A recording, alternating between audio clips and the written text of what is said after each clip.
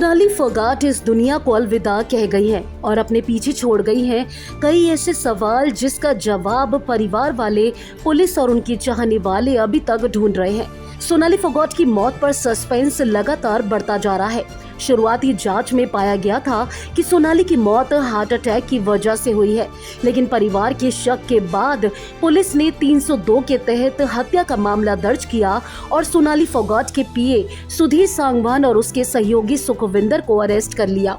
पूछताछ के दौरान सुधीर और सुखविंदर ने बड़े बड़े खुलासे किए हैं। सुधीर और सुखविंदर ने ये तो कबूलनामा कर लिया है कि उन्होंने गोवा में सोनाली को सिंथेटिक ड्रग पिलाया था, जिसके बाद सोनाली की मौत हो गई।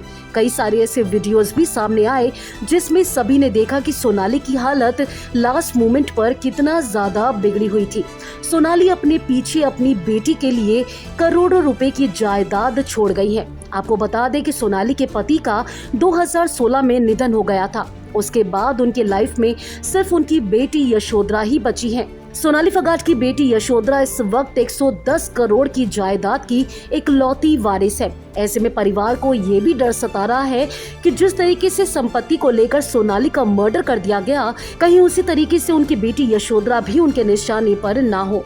टिकटॉक की स्टार रही सोनाली की करीब 110 करोड़ की संपत्ति है। अब इस संपत्ति की मालिक उनकी बेटी यशोधरा होंगी।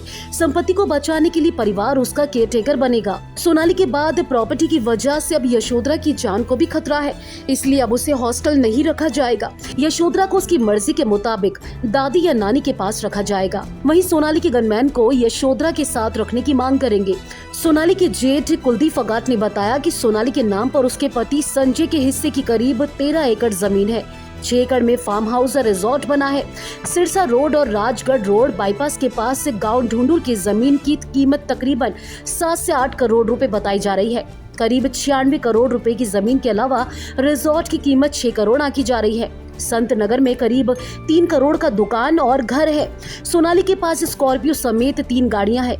परिवार के लोग गुरुग्राम में 2 फ्लैट भी सोनाली फोगाट का बता रहे हैं। हालांकि जितने भी डॉक्यूमेंट्स है उसके बारे में परिवार को पूरी जानकारी नहीं है।